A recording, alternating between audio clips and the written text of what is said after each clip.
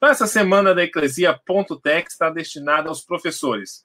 Então, a nossa temática é ao mestre, com carinho. Então, hoje, nós vamos estar recebendo um grande professor, um grande mestre, conosco aqui um amigo que é terapeuta, teólogo, historiador, Master Training em Programação Neurolinguística. Olha que coisa legal. Vou já chamar aqui o Wellington Magela. Seja bem-vindo, meu brother. Prazer, Romulo, estar contigo. É um prazer grande falar com esse teu povo aí. Bom demais. Gente, essa pessoa aqui do meu lado, esse homem é sensacional, um cara fenomenal. Dizem aí, Magela, que é o seguinte, que a universidade dá o conhecimento e o diploma e você ensina e treina para o sucesso. É verdade mesmo o que estão dizendo por aí? É o que eu penso, né? Eu acredito nesse mindset, assim, de que há uma diferença entre sabedoria, né, e estudos, né? E você vai adquirindo sabedoria durante a vida e a prática realmente é que faz toda a diferença. Beleza, beleza. Olha, eu li algumas coisas aí, vou provocar algumas coisas durante a nossa conversa, mas vai ser um bate-papo. Fica à vontade para você direcionar a conversa, para que a gente chegue aí num nível bem legal e a gente possa, ao mesmo tempo, homenagear os professores, despertar novos professores, despertar profissionais também para que alcance o seu potencial máximo. Beleza? Antes de tudo, olha, teólogo, historiador, terapeuta. Vamos voltar um pouquinho no passado. Vamos falar, né? Hoje mestre, hoje professor, mas e o aluno? Como que foi aí o Wellington Magela como aluno? Fala um pouquinho da sua trajetória acadêmica para a gente. Então, eu nasci no Espírito Santo, né? Saí do Espírito Santo muito cedo e fui para o Rio de Janeiro, né? Agora que eu retornei ao estado, mas eu morei durante 25 anos no Rio e fui um estudante de escola pública e como tinha uma habilidade de jogar vôlei, eu consegui fazer o segundo grau numa escola em Niterói, né? E abriu bastante portas, assim.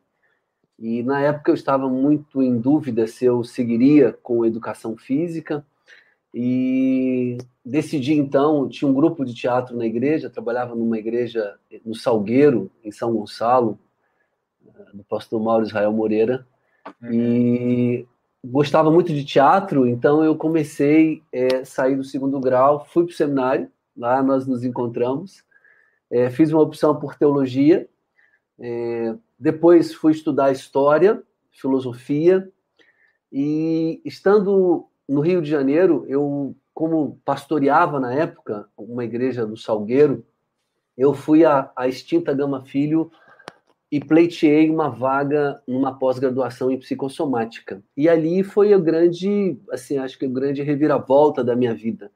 Eu me apaixonei pela terapia, e ainda estou falando como estudante, né?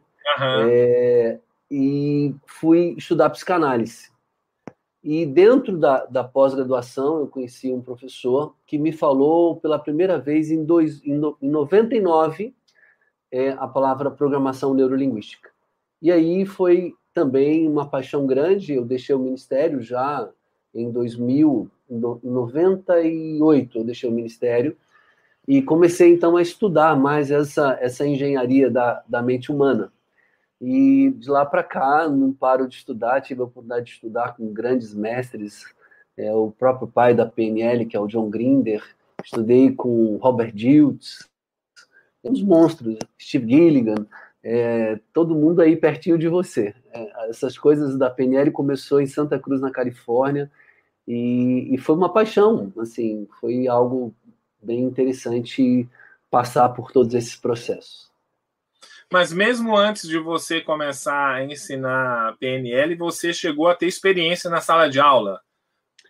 Então, quando pastoreava, eu tive uma experiência como DT, né? Aqui se chama designação temporária. Eu fui trabalhar no estado dando aula para o magistério. Quando eu falo dando aula para o magistério, você já imagina a minha idade, né? Eu dei aula no magistério, putz, né? Então já mais ou menos sabe a idade do caboclo. E E ali eu comecei a ter... Na verdade, eu sempre falo uma coisa antes, assim, de dar aula. Eu tenho uma frase que eu gosto muito, que fala... Tá dando um barulhinho aí para você? Não, tá tudo bem. Não tá não? Porque deixa eu só desligar aqui meu WhatsApp para não ficar interrompendo esse nosso processo aqui. E quando eu sempre falo isso, sempre falo que quando você se apaixona por uma coisa, e ser professor para mim é um sacerdócio, sempre você pergunta se um caminho que você vai inaugurar na vida, se ele tem coração, se ele pulsa, né? E era o que pulsava em mim, assim. Desde criança, minha mãe falava que eu ia, nasci no interior, que eu ia para o meio do mato e ficava dando aula, assim, para as taboas. Então, essa coisa de dar aula, de estar à frente de um grupo, já não é de agora, né? Então, esse é o meu caminho do coração, foi onde eu iniciei muito cedo e até hoje eu dou aula, né? Então, ser professor já faz parte da própria história aqui. Legal. E quando foi que, assim, você já falou um pouquinho, mas quando como o seu contato se aprofundou mais com a PNL? Você estava pastoreando e dando aula, mas daqui a pouco você foi se aprofundando mais no estudo da PNL, encontrou essas figuras aí. Você precisa vir aqui na Califórnia para a gente fazer um tour, né? Um tour de programação neurolinguística. Eu tenho algumas propostas em Boston e a gente está amadurecendo, né? Ano passado eu fui a Portugal, tem também lá com o Zaqueu em Angola, alguns projetos, e a gente vai chegar aí nessa terra abençoada.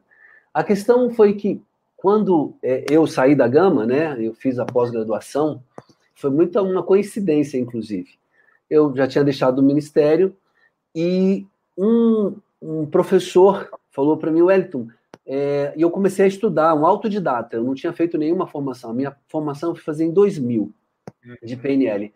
E como tinha um livro, a Qualidade Começa em Mim, eu até indicaria esse livro do Tom Chung, para quem quer conhecer PNL, é uma linguagem muito simples, e tinha pouca coisa de coach, né? Nos Estados Unidos já estava bombando, já, né? E aqui o coach virou até uma modinha, que coach para tudo, né? A ferramenta é muito boa, é excelente, mas acabou... mas no Brasil não tinha. Eu tenho um amigo muito engraçado que ele fala que tem coach para emagrecimento, coach life coach, coach fortuna, coach de carreira, coach de inteligência, e ele mora na Bahia, ele falou que vai lançar um Saravá coach, né? É o que está faltando. Mas assim, quando eu comecei, eu fui indicado então por um professor da Gama, e tem uma coisa, Romo, que você sabe, assim, quem é pastor, a gente faz um curso de liderança, na verdade nós fazemos um pós-doutorado em liderança.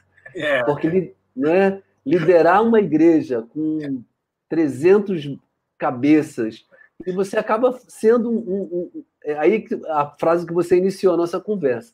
Você, na prática, acaba desenvolvendo técnicas, né? Então, eu acho que não foi uma coincidência essa migração, né, da sala de aula no Estado e da própria igreja para as grandes empresas, foi quando eu fui convidado a retornar ao Espírito Santo para desenvolver um trabalho numa cooperativa de café, em 2000. Né? Eu fui morar no interior do estado e eu comecei a aplicar umas ferramentas que nem eu mesmo sabia o que era. Né? A verdade era só laboratório. Eu tinha aprendido com o Jetro lá, o sogro de Moisés, algumas coisas, mas era pouca coisa que eu sabia, assim. E eu comecei a desenvolver uma tecnologia, até gostei dessa palavra, tecnologia é a aplicação de um conhecimento para resolver algum problema. Então, eu até gostei do título da nossa série que vocês colocaram aí. Então, a tecnologia que eu tinha na mão era PNL e a experiência que eu tinha tido na empresa. Mas esse professor falou, Wellington, você pode desenvolver um trabalho pioneiro no Brasil, que é acompanhar liderança. Então, eu fazia alguns brainstorm e fazia algumas coisas. E o que aconteceu no final de 2 anos foi que deu muito certo. A empresa é uma cooperativa chamada Coabriel, e ela, em 3 anos, ela estava numa situação financeira muito difícil, e ela se tornou a maior cooperativa de café Conilon do mundo, né? E era um trabalho muito de orelha, de conversar com cada líder, fazer um aconselhamento, que era uma mistura de aconselhamento pastoral com psicanálise. E aí, quando eu fui... É engraçado isso, e é muito interessante. Quando eu descobri a fórmula, que era a PNL, né, que são técnicas que você aplica no desenvolvimento humano, eu comecei, então, a ter uma assertividade maior. E tudo começou em São Gabriel da Palha.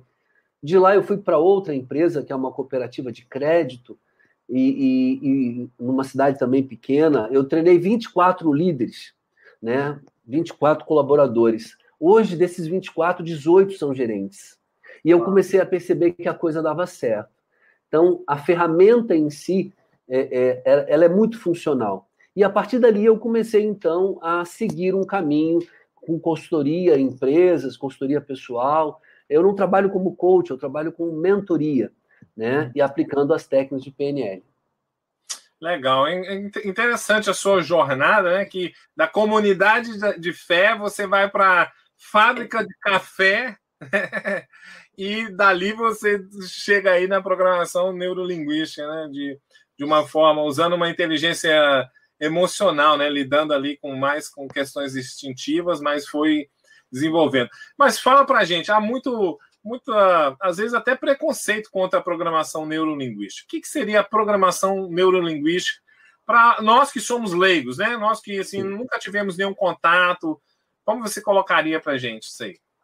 Primeiro, definir o preconceito, né? A PNL, quando chegou no Brasil, ela era usada para manipulação. Então, quem tem preconceito tem razão de ter preconceito, né? A ferramenta sai dos Estados Unidos e ela se torna uma das maiores ferramentas na área de marketing, né? A PNL nasceu em 1972, em Santa Cruz. Havia um jovem estudante de matemática que quis fazer psicologia. Você imagina a cabeça do caboclo. E o Richard Bandler. E ele começou, então, a filmar workshops de grandes terapeutas. Ele não tinha dinheiro para bancar a faculdade, então, dá ele um trabalho dentro da faculdade. E ele começou a perceber modelos de sucesso. E o primeiro que ele vai editar fitas, que já estava morto, foi o Fritz Perls, né? Perls foi discípulo de Freud. E ele tinha uma metodologia diferente da de Freud. Freud entendia que no inconsciente havia um calabouço de problemas, né? E Perls achava que no inconsciente havia um container de possibilidade. Uau! Né? É interessantíssimo. E ele percebe que havia ali uma diferença da psicoterapia tradicional para a psicoterapia breve, focada, que era que o Perls fazia. A psicoterapia clássica, ela se preocupa em entender o passado para melhorar o presente. Uhum. E ele descobre que havia um outro princípio, um outro mindset, né? Uma outra mentalidade naquele momento, que era o do Fritz Perls, que era entender o presente para criar um futuro desejado. Então, a terapia inicia um processo da psicoterapia breve, inclusive assim, que é um foco mais no aqui e agora, que é a Gestalt terapia, que vem do Perls, né, do Fritz. E aí a PNL, então, nasce modelando pessoas. Depois foram modelar Virginia Satir, que é uma baita terapeuta americana, né? Acho que apagou alguma coisa aqui. Ok. E depois foram modelar o Milton Erickson, que é um hipnólogo dos mais renomados, né, um dos maiores hipnólogos. E aí o que se descobre na PNL é que, aí vamos explicar um pouco isso, né? Uhum. Neuro é como você percebe as coisas, né? Através dos seus sentidos. Então você tem 5 sentidos: a visão, a audição, tato, paladar, olfato e audição, né? Paladar, olfato, visão, audição e tato. Uhum. E quando você percebe a realidade, você cria uma programação, né? Então seria neuroprogramação linguagem, né?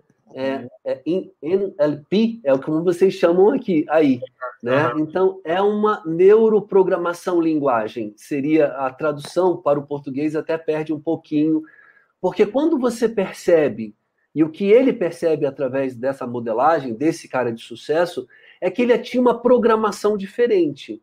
né? Então, ele percebia a realidade, criava uma metodologia e criava uma linguagem para isso. Então, a PNL nasce da modelagem de pessoas de sucesso. É como uma pessoa que tem resultados faz para ter resultado. Não é o que ela faz. O que ela faz é um terapeuta. Mas como ela faz isso? No caso do Fritz, ele fazia trazendo para o agora, né? O aqui e o agora. Então, a PNL nos convida a olhar para o mundo através dos modelos de sucesso. Então, voltando lá, o loop que eu havia aberto, passou a ser uma programação, parece que de soldadinhos de chumbo. Né? Então, eu nem gosto da palavra programação neurolinguística, eu prefiro reprogramação neurolinguística, porque aí ficou manipulativa mesmo. Né? Se você fazer isso, você vai ter sucesso. E não é bem assim. Né? Você precisa, primeiro, você já deu a dica, de destravar algumas crenças que funcionam talvez na minha vida e não na sua. Né? Não adianta eu te ensinar uma receita sem saber realmente como isso vai funcionar na tua vida. Então, isso é programação neurolinguística. É como você percebe, como você organiza e como você cria uma linguagem para isso. E a programação, elas seriam essas... como que eu vou falar? São os padrões, são a caixa que a gente vive. Toda vez que você entra em contato com a realidade, você passa por filtros neurológicos, né? Então, a realidade, ela é única. Está aí para todo mundo. A crise está aí. Mas tem pessoas olhando para essa realidade com filtros da possibilidade. Né? Então, você tem a generalização, que não vai dar certo, nunca deu certo, eu já tentei várias vezes. Né? Você tem um outro filtro, que é a eliminação. Tem gente que só enxerga o que quer enxergar. Alguém disse, olha, todo homem não presta, e eu passo a enxergar isso como uma crença. Né? E tem a distorção. Então, são 3 filtros que a neurologia processa na PNL. Então, primeiro você generaliza a experiência. Se você sentir um perfume, por exemplo, de alguém, você vai sentir esse perfume e lembrar de algo, porque isso foi generalizado como uma experiência. Né? O fato é que a experiência pode ser boa ou ruim. Se numa experiência ela foi ruim, tem uma crença interna de que essa experiência é ruim. Se você montou um negócio e ele quebrou, você vai dizer, eu não sirvo para isso. Ao invés de dizer, não, eu já aprendi a não fazer. Essa é uma programação de alguém que vai quebrando crenças. Então, a neurolinguística vai ajudar você a reprogramar aquilo que não está te ajudando a alcançar o seu objetivo. Né? Esse contato com a realidade, você cria programas até para fazer a leitura, para encarar a realidade, e a programação neurolinguística vai te ajudar a reprogramar o que está. Focado a algum objetivo. Né? Se você tem um objetivo, aí que está talvez a minha implicância com o coach, estado desejado. Mas o que leva a pessoa entre o estado atual desejado são os recursos, que na maioria são emocionais. Né? Você pode ter talento, você pode ter habilidade, mas se você não tiver resiliência emocional, você vai parar no primeiro obstáculo. E você vai generalizar ainda essa experiência. Né? Tem uma experiência muito legal, que é um livro também, um best-seller aí, americano, da Carol Dweck, e é Mindset, né? A Psicologia do Sucesso, que vem muito da ideia da PNL em si. Né? Então, ela fala que você pode ter habilidade e você findar na habilidade, mas o que vai fazer você ter realmente o sucesso ou não na vida é como você utiliza a insistência para reprogramar algo. Né? Então, não tem muito... Por exemplo, a gente tem o Ronaldinho Gaúcho, que eu acho foi um dos maiores atletas do mundo, né, no esporte. E você tem o Cristiano Ronaldo. A nível de talento, o Ronaldinho Gaúcho dá de 10. Mas a nível de resiliência, é o Cristiano Ronaldo, aquele que faz todo dia. É aquele que vai tendo uma programação de melhoria contínua. Né? E por isso esse cara vai ficar 10, 15 anos. É o caso de Jordan. Né? Então, quando você olha para um resultado, o que importa não é o resultado em si, mas como você chega lá, porque quando você chega lá com resiliência, você vai saber reproduzir isso, né? E essa é a sua programação. Uau! Sensacional. E a questão, por exemplo, das caixas são justamente programações muito limitantes, né? E eu ainda vejo, não sei se você vê, tem gente que está dentro da caixa, ainda está no canto da caixa. Não desfruta de toda a caixa. Porque depende da caixa, ainda há muitas possibilidades. Há pessoas que ainda ficam bloqueadas, programadas a ficar no canto da caixa, provavelmente porque elas registraram aí uma experiência negativa, né? E falaram, não, eu não vou para o meio da caixa, eu não vou para o outro canto, eu vou ficar nesse canto que está mais seguro. Por aí. A questão é, quando fala pensar fora da caixa, eu sempre brinco, eu tenho um vídeo, inclusive, que eu explico o que é a caixa. Uhum. A caixa nada mais é do que o seu conjunto de crenças, emoções e sensações, né? Ali é a caixa. Então, pensar fora da caixa é importante, porque todo mundo pensa dentro da caixa a partir da limitação, voltando à ideia do Peirce, né? Pode ser um calabouço de traumas, mas pode ser também um container de possibilidade. Então, a caixa, ela funciona de uma forma que você não tem controle no pensamento. Mas quando você começa a observar os seus pensamentos, as suas emoções, aí sim, você começa então a pensar fora dessa caixa. Porque não é um determinismo que vai definir o seu futuro, né? Sucesso, porque às vezes a gente pensa que o sucesso também pode definir o seu futuro. Hoje não mais, né? O que te trouxe até aqui não necessariamente pode te levar a algum outro lugar. Você vai ter que aperfeiçoar esse processo. E pensar fora da caixa, hoje, nesse contexto, primeiro é entender a caixa, né? Que é aquilo que te limita, são seus conjuntos de pensamentos. E você precisa sair dele para analisar aí como fazer para criar estruturas para chegar a esse estado desejado. E a PNL incentiva a criatividade, que talvez a criatividade seria um voo um pouquinho além da caixa, e talvez isso, não? Quando você pensa fora da caixa, você já está sendo criativo. Então, assim, essa ideia de você ter uma grande ideia, né, assim, a eureka, né, essa coisa mitológica de Arquimedes, né, que sai gritando, eureka, eureka, eureka. Na PNL, a gente diz que nós temos pequenos totes. Testa, opera, testa. Né? Então, quando você encontra a saída, você está no TOTES. O problema das pessoas da caixa é que elas ficam no TOTE. Ela testa, opera, testa a mesma operação. Se você quer resultado diferente, você tem que alterar a operação. Né? Um exemplo que eu sempre dou, eu sempre tive muita dificuldade em emagrecimento. E eu tentei várias coisas. Shake, vigilante do peso. Quando eu ficava muito injuriado, eu mudei 10 vezes de nutricionista, porque eu achava que era nutricionista que não prestava. E eu ficava nas mesmas operações. Né? E eu dando aula, hoje eu dou aula para muitos médicos na área de humanização do atendimento na saúde, que é uma coisa maravilhosa também, depois a gente pode falar um pouco sobre isso. Mas quando eu encontrei um iraniano, um aluno meu, ele disse, Wellington, e ele sempre tinha um corpo muito esbelto, e ele falou, Wellington, no Irã nós não fazemos regime, a gente faz jejum. E aquela palavra, eu nunca tinha feito aquela operação, eu já tinha feito várias outras para emagrecer, mas jejum não. Uhum. E eu sou muito ligado a essas questões espirituais, então olha só como que é a nossa programação. Quando falava para mim em regime, eu pensava em biscoito piraquê, alface, tomate, né? E aí eu rejeitava aquilo, porque eu sou muito glutão, né? E aí, quando ele falou jejum, aquilo já me soou bem. Eu nunca tinha tentado essa operação. Sacralizou então, aquela situação. Era uma outra operação. E aí, quando eu fui fazer jejum, e eu fiz isso durante 2 anos, segunda e quinta, eu só como 600 calorias. Nesse dia não tem açúcar, não tem glúten e não tem óleo, né? Gordura, fritura. E aí eu alterei o metabolismo do meu corpo.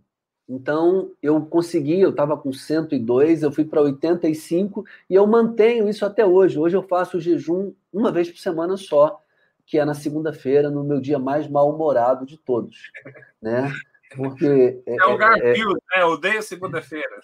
Exatamente. Então, aqui nós conseguimos explicar a PNL de uma forma muito prática, porque a criatividade, né, ela não é uma grande ideia. Eu falando de Arquimedes, né, saiu pela rua gritando eureka, mas se a gente vê a história, o rei estava comprando ouro, na verdade, chumbo por ouro, né, as pessoas estavam enganando o rei. E o Arquimedes, ele era o alquimista lá do reino. E aí o rei fala para ele, olha, se você não conseguir resolver esse problema, que eu estou sendo enganado comprando chumbo ao invés de ouro, vou te cortar a cabeça. E dizem que ele ficou muito motivado com aquela proposta do rei, e ele, quando foi deitar, ele estava tomando banho um dia, ele foi deitar numa banheira cheia d'água, e a água saiu.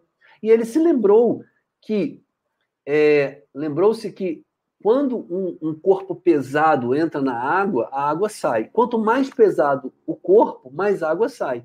E o ouro é mais pesado que o chumbo. Então ele entendeu qual era a saída, né? Então ele fez vários totes, né? E aquela operação salvou o pescoço dele. E aí ele saiu gritando eureka, eureka. E eu imagino que foi mais vergonhoso, que ele deveria estar pelado, né? Saindo gritando pela cidade. Então, criatividade não é você ter uma grande ideia. Criatividade é você observar as coisas. E PNL nos ensina a olhar para a vida com a busca, novamente, da ideia que eu iniciei lá. O que nesse presente eu posso fazer para criar um outro futuro? Né? Quais as ferramentas que eu possuo? E não vai ser uma grande ideia, mas você vai testar essa ideia até ela dar certo. Interessante. Você tem treinado profissionais para o sucesso, né? Você é um professor de gente já formada. E é evidente, né, que a gente vê as pessoas e na nossa própria vida, muitas vezes você tem uma boa formação, você tem o conhecimento, você tem a prática, mas você não consegue alcançar aquele objetivo, né, dos seus sonhos, fazer com que aquilo, tudo que você conquistou, aquilo trabalhe para você. Então, eu queria que você falasse um pouquinho disso, a distância entre você ter uma boa formação e você alcançar o ponto de sucesso. E como a PNL pode ajudar nisso? Eu tá até rodando um vídeo meu, acabei de colocar ele agora. Eu falo que antes, a época do seu avô, ele precisa ter uma habilidade. Se ele tivesse uma habilidade, ele era um profissional. Ele poderia ser um ferreiro, ele poderia ser um artesão, ele poderia ser um carpinteiro, um pedreiro, e aí ele tinha uma habilidade. Na época do teu pai, ele tinha que ter uma habilidade e uma formação, né? Ele tinha que ter um curso superior, né? Na nossa época, você tem que ter uma habilidade, várias formações, né? E você precisa ter inteligência emocional. Eu tenho feito uma profecia e isso tem ficado, para mim, cada vez mais claro. Nós nascemos em grupos, né? E nós estamos perdendo, com o advento da tecnologia, a habilidade de ler o outro, né? O que a PNL nos traz, por exemplo, eu treino médicos, promotores, juízes, desembargadores, e a maior tecnologia, né, que nós temos, que é esse conhecimento para trazer solução, talvez seja a tecnologia relacional, a inteligência interpessoal. E os profissionais que eu trabalho, estava falando dos médicos, quando um médico atende bem alguém e olha para essa pessoa como um ser humano, o que se sabe, é um estudo do John Grinder com o Diltz, é que o efeito placebo, ou seja, o mesmo medicamento, ele tem um poder quase que 75% a mais do efeito normal desse remédio. Ou seja, quando você se sente acolhido por qualquer profissional, seja aquele que vai te dar uma sentença, no caso dos juízes, que eu também atendo, mas a relação em si favorece o campo que é criado entre eu e esse cliente, essa pessoa.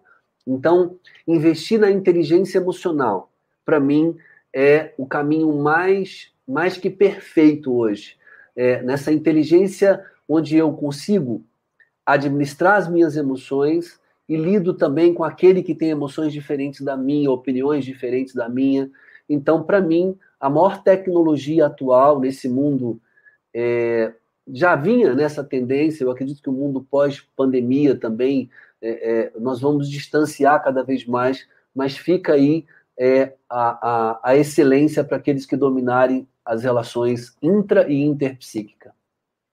Então, na sua percepção, nós estamos ficando analfabetos em relação à leitura do emocional, do sentimento do outro.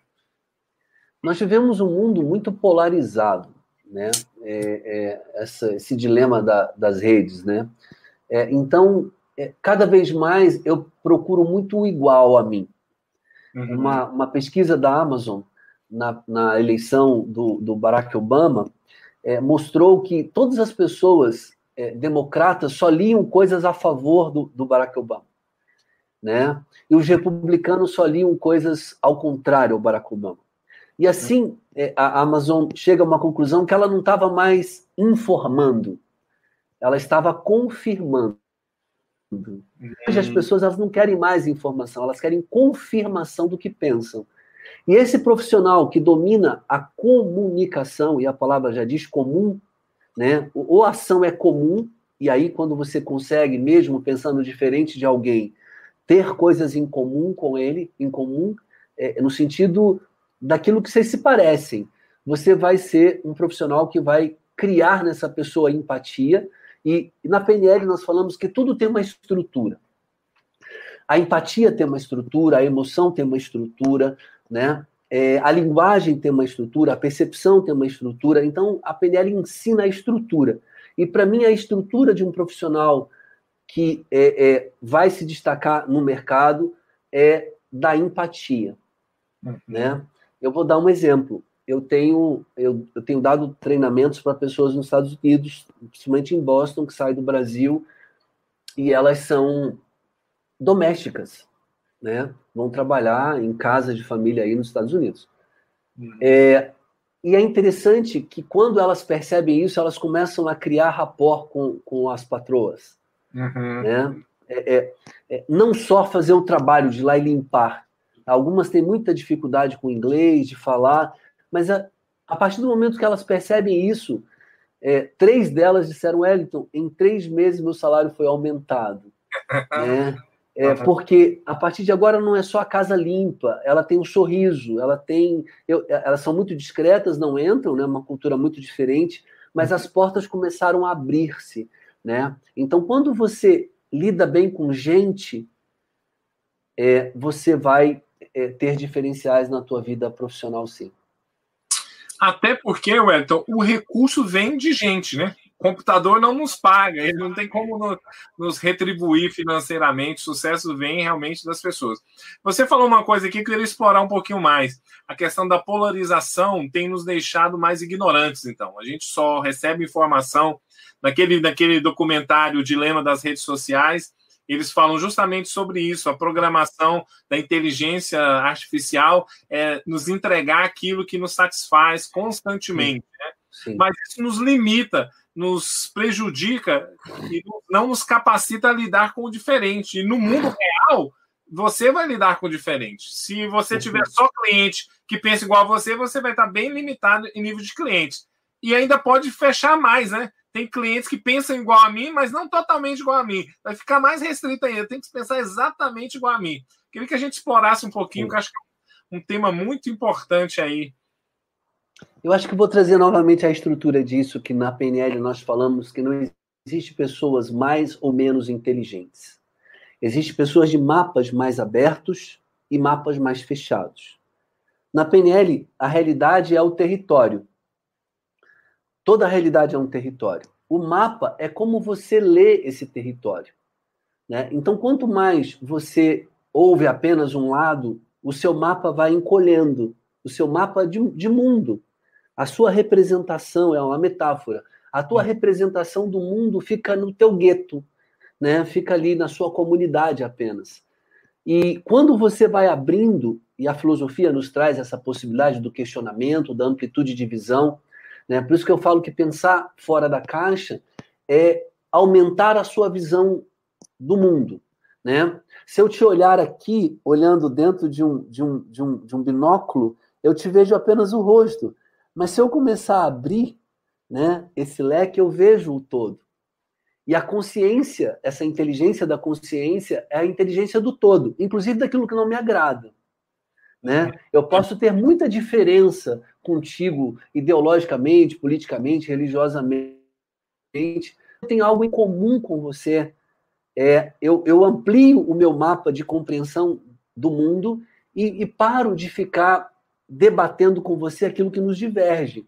Mas para isso eu tenho que ter uma visão mais ampla, né? Senão eu vou ficar repetindo conceitos e não explorando até a possibilidade do ineditismo da vida, porque se você quer ampliar o teu mapa, você vai ter que experimentar novos sabores, você vai ter que experimentar novos cheiros, você vai ter que experimentar talvez uma filosofia de vida que você nem imaginava, mas você vai trazer aquilo que Paulo nos ensina, examinar tudo e reter o que é bom. Né? Se tem alguém que tinha um mapa mais amplo do que Paulo, acho que só Jesus. E Jesus já dizia que era João, né? Até hoje eu fico confuso se era Paulo, Jesus ou João. Mas Paulo tem uma coisa que ele diz assim: fiz-me sábio para ganhar os sábios, gentil para ganhar os gentios, tolo para ganhar os tolos, fiz-me tudo em todos. Né? Então, eu sempre falo que quando alguém chega no Areópago e vê aqueles deuses todos, e começa a questionar que Deus é esse, que Deus é aquele, que Deus é aquele outro, esse cara tem uma curiosidade de amplitude de visão. Né? Não é à toa que ele escreve 70% do Novo Testamento, porque era um homem muito dado à filosofia, ao questionamento, à visão. Cada igreja tinha uma visão diferente de existir, porque cada uma delas estava num contexto cultural diferente. A Corinto uma palavra, a Efésios outra, né? Aos Tessalonicenses outra. Então, assim, esse homem tinha uma visão de mundo extremamente larga, senão ele não teria condição de ensinar cada uma delas. Né? Imagina se Paulo fosse hoje, com a visão de hoje. Ele ditaria regras, né? E as pessoas parecem que preferem as regras do que viver na liberdade do pensar. Então, o mapa só se estende na liberdade do pensar. Legal, muito bom. Se a gente continuar nessa polarização, a pessoa vai morar sozinha e vai fugir de casa, né? Que ela não vai aguentar nem ela mesma. Esse é o cúmulo da revolta, né? Ela não vai aguentar nem ela mesma, que ela fechou tanto que ela não... Então, fala um pouquinho aí. Durante esses treinamentos com profissionais, você lidar com juiz, com médico, com professores, com house clean, né? A gente chama que house clean, né? As faxineiras. Então, vai de diferentes níveis. Queria que você falasse, por exemplo, nesses treinamentos, nas aulas, algum momento cômico, por exemplo, né? Que aconteceu assim, que não estava preparado, mas aconteceu como professor. Tem vários, mas tem dois momentos quando eu penso assim que foram hilários assim. Um foi, eu fui dar um treinamento no interior do Mato Grosso e eu estava com o microfone de lapela e eu fui ao banheiro e eu esqueci de desligar o microfone. Mas eu não falava ao microfone, mas tinha um camarada no banheiro, muito injuriado, dizendo que a minha mulher me trouxe aqui, rapaz, desgrama desse lugar, eu não queria vir para cá, né? E a desgrama da minha mulher, né? E aí o auditório todo ouvindo, né? E aí veio o rapaz correndo, dizendo: Hélio, pelo amor de Deus, desliga isso aí, senão a gente vai ter briga aqui, porque a mulher já tinha levantado, já tinha reconhecido a voz do marido e o pau já estava quebrando, assim. Então esse foi um. O outro foi... Eu dei um treinamento para pastores batistas lá em Porto Seguro. Eu dava muito treinamento lá em Porto Seguro. Acho que foi nesse treinamento... Foi. Eu usava uma tiara, né? Assim que eu saí do ministério, eu deixei o cabelo... Hoje tem pouco cabelo, mas eu tinha um Black Power que eu usava uma tiara. Uhum. E eu dava treinamento, dei para os pastores, e depois acho que fui dar para Bosch. E eu tinha um menino que era um hold, e ele chegava nos trinques, assim, ele chegava de terno, assim, né? E chegou nós dois, imagina um maluco de tiara na cabeça e o cara de terno. E aí o diretor da empresa virou para mim e falou assim: você já ajeitou o som? Né? O palestrante já está aí pronto e você já ajeitou o som. Eu falei: não, é ele que é o hold, eu é que vou dar a palestra. Né? E era muito engraçado, só para terminar essa coisa do engraçado, esse rapaz que trabalhou comigo, o Jean, uma vez nós fomos ainda em Porto Seguro, tem lá a Passarela do Álcool, que não é mais Passarela do Álcool, não sei se você já foi a Porto Seguro, agora é Passarela, graças a Deus mudaram o nome também, né, do Descobrimento. E ele de terno, num calor, né, eu falo que numa praia, alguém de terno, pastor. ou é doido ou é crente, né? Não tem outra, ou é pastor ou é crente, ou é doido. Né? E nós encontramos lá, tem muitos hippies, né, aqueles caras que vêm do mundo inteiro, e nós encontramos numa esquina uma cena que eu até hoje eu lembro, eu falo com ele sempre, eu morro de rir. Ele encontra com um hippie, ele de terno e o hippie todo malucão, cheio de alargador, com birimbau na mão, né? E aquela cena foi assim, parecia um encontro das raças, assim, e um ficou olhando para o outro, examinando o outro, né? E aí nós continuamos andando, e quando chegou na outra esquina, ele falou: rapaz, que cara esquisito. E aí eu não aguentei, né? Eu não aguentei. Quando ele falou, que cara esquisito, né? Eu falei: meu Deus do céu, o cara deve estar pensando a mesma coisa lá. Que cara esquisito esse de terno aqui. Exatamente. De onde surgiu essa criatura de terno em Porto Seguro, né? E vamos falar nessa jornada de um professor, de uma pessoa que prepara outros, né? Existem também momentos desafiadores. Tem algum aí que você pode compartilhar com a gente, que foi um desafio? Às vezes até envolveu tristeza, despedida, ou uma situação constrangedora, assim. Constrangedora sempre tem, né? Eu me lembro, aqui a gente está vivendo uma polarização tão grande, e ano passado eu levantei algum questionamento, não tinha nada a ver com política, nada, não tinha, eu não, dentro das minhas aulas eu respeito muito, eu acabei de dizer isso, eu tenho meu posicionamento, mas eu não trago isso como uma verdade, assim, sabe, eu não faço discurso, admiro, mas, e aí eu falei alguma coisa que mexeu com uma aluna, né? E ela muito polarizada, ela levantou e falou assim: se é discurso político, eu estou saindo aqui agora, né? E foi uma situação constrangedora, porque eu não, naquele momento eu só respirei, né? E olhei muito para ela, e foi uma coisa que de constrangedor ficou muito bonito, porque eu olhei com muito amor para ela e eu disse: olha, se eu te ofendi, você me perdoa, né? Não era essa a minha intenção. Na verdade, tem muita coisa que eu penso como você, né? Dentro da tua visão. Eu até me pareço mais com você do que talvez com outros que pensem em outra linha. Mas eu queria te pedir desculpas se eu te ofendi em algum momento. E ela ficou tão constrangida, o constrangimento que era meu passou a ser dela. E ela sentou-se, e foi uma cena muito bonita, porque ela espontaneamente levantou e me abraçou, né, e pediu desculpas, e a aula continuou, assim, foi algo bacana, algo bacana. Legal. E esse foi um momento mágico, né? Eu ia colocar o próximo momento mágico. Esse foi desafiador e mágico, mas eu queria que algum momento nesses anos de treinamento, de ensino, momento mágico que você viu, por exemplo, a sua influência na vida de um profissional, e foi assim, aquela coisa sobrenatural, o sagrado se manifestou naquele momento. Você sabe que tem alguns momentos da minha vida que eu tive alguns, assim, sempre quando você vê um aluno que acaba seguindo um caminho e acredita ao seu encontro algo, você fica muito feliz. Semana passada mesmo, isso é muito constante na minha vida, porque eu trabalho com profissionais que vão montar negócios, né? E eu quando pastoreei no Salgueiro, eu conheci um menino, ele deve estar até assistindo aqui agora, o Anderson, E esse menino, eu fiquei 20 anos sem vê-lo, sem ter contato. E há 15 dias atrás entrou uma página de fotos lindíssima, Best in Brasil, né? Best of in Brasil.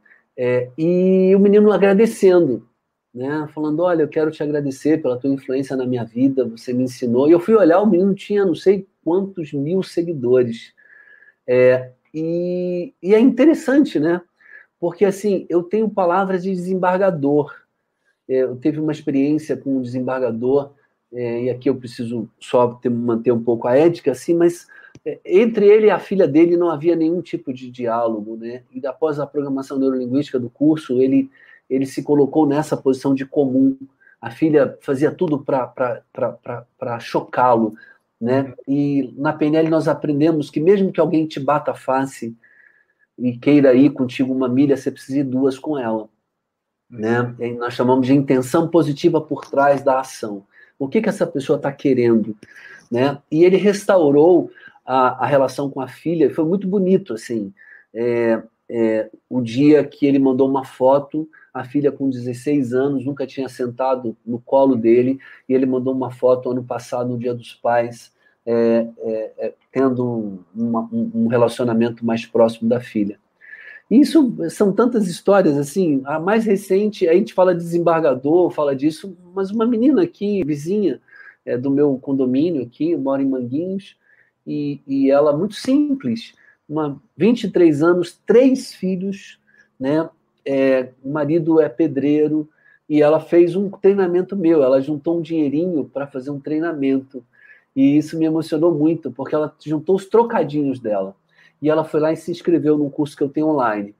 E isso tem 2 meses do lançamento do curso. E ela está lançando uma marca dela de roupa feminina, né? Ela juntou os trocadinhos e foi fazendo.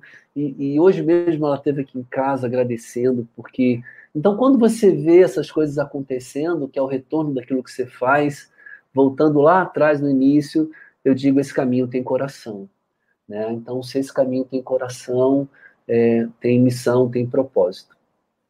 Legal, muito bom mesmo. E já você tocou no seu curso digital, queria falar com você sobre a pandemia, né? E uma coisa interessante que você falou aí no início do seu relacionamento aí com a educação, você era vôlei e teatro, né? Então, Sim. Eu também tenho essa formação mais na área de teatro, ciência, então a gente gosta de falar para o público, olhar, movimentar. E com a pandemia nos jogou aí numa piscina de tecnologia, e aí você acaba começando a ter que falar com a câmera e tudo. Uhum. Queria que você falasse. Você dava treinamento no Brasil todo, daqui a pouco teve que parar, né? E como que foi essa transição, essa aproximação sua com a tecnologia? Você sabe que, novamente, o TOTS, né? O fato de você ter a habilidade de dar aula, eu estou olhando para você aqui, mas se eu olhar para a câmera e começar a falar como se eu estivesse olhando para você, a sensação de quem me ouve é diferente de que eu estar falando olhando para cá, né? E eu não tinha esse time, eu não tinha essa percepção. Então, até o próprio curso mesmo, quando início da pandemia, nós pensávamos, vai voltar, né? 60 dias, eu já estava fazendo cálculo para 90. Só 40 dias, né? Eu imaginava que era até muito quarentena, eu falei, que nada, vai voltar. E aí passou 3 meses, 4 meses, 5 meses, e eu precisei ir para o estúdio gravar. E aí você tem essa falsa ideia de que quando você tem uma habilidade, lembra do mindset de crescimento contínuo? Eu sou assim, sou desse jeito. E aí eu tive uma certa dificuldade com a câmera. Tanto é que as primeiras aulas do curso, ela tem um ritmo, depois ela tem outro. Né? Eu fui fazer uma live com o Eduardo Chiniachik, que é o meu brother, assim, é um cara que eu gosto muito, e o Eduardo me deu a dica, né? Quando fosse falar, olhar para a câmera como se fosse os olhos de alguém. E aí eu comecei, então, a desenvolver novas habilidades. E é muito interessante isso, né? A gente está aqui para aprender. Então, para mim, como professor, falar olhando para uma câmera é totalmente desconstruir, desaprender para reaprender, né? Uma outra forma de ensino.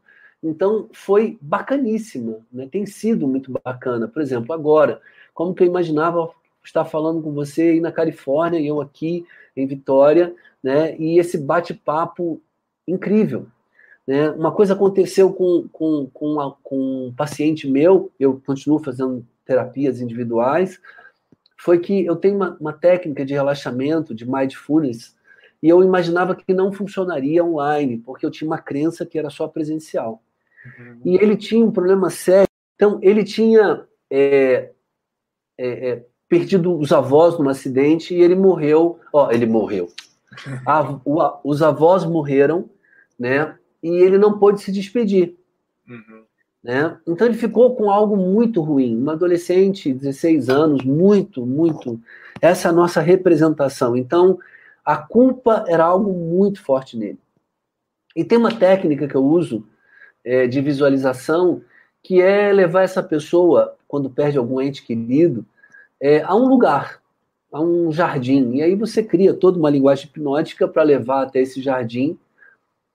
E lá eu falo para ele pisar na grama, ver o rio, né, um lugar muito seguro, mas eu falo que no centro havia uma praça que tinha 2 senhores.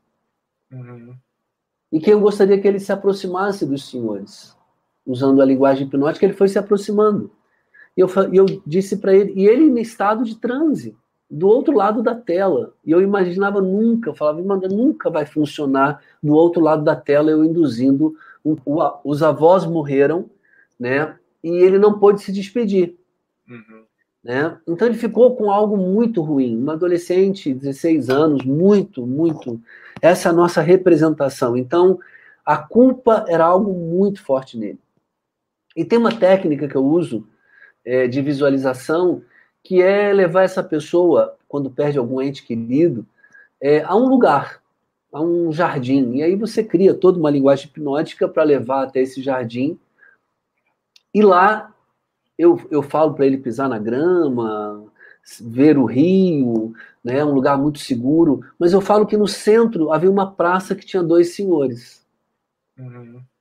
E que eu gostaria que ele se aproximasse dos senhores. Usando a linguagem hipnótica, ele foi se aproximando. E eu disse para ele, e ele em estado de transe, do outro lado da tela. E eu imaginava nunca, eu falava, nunca vai funcionar do outro lado da tela, eu induzindo um transe. E aí eu pedi para que ele se aproximasse e reconhecesse os rostos. Né? E ele entrou em pranto. Eu disse para ele falar tudo o que ele gostaria de ter falado para os avós. Né? E foi assim algo tremendo. Ele tremia as carnes assim. E ele falou coisas lindíssimas que ele precisava falar. Né? E eu disse, guarda isso porque de alguma forma eles vão ouvir isso. Né?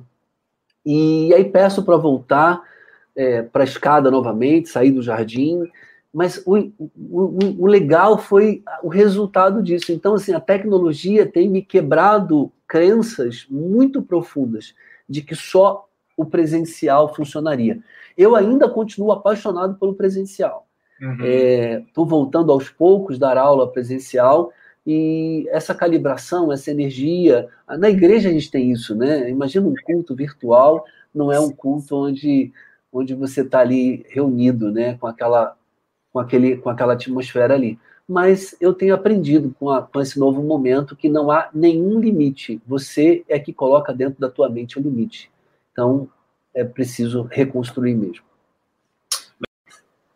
Romo, eu acho que existem professores de diversas áreas, né? Matemática, linguística, ciências. Eu sempre falo que é preciso ser muito original na cátedra. Eu acho que a originalidade, você é um líder, para mim, muito original. O que você faz, né, levando alegria a hospitais, eu acho isso de uma originalidade, sabe? Eu acho isso de uma criatividade, né? Então, não importa o que você faça, use o seu talento, os seus dons com criatividade. Eu gosto muito da palavra universo, né? Uni é de único, e verso é aquilo que você coloca para fora.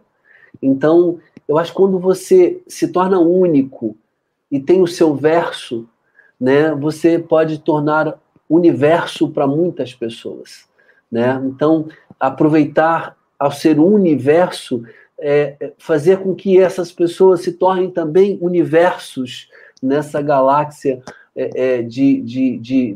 nesse mundo tão vasto de grandes possibilidades, e que as pessoas possam, a partir de você, né, do seu trabalho, reconhecer que a vida tem sentido, que vale a pena e que você pode versar do teu jeito, né? Seja original. Essa é a minha mensagem para cada um.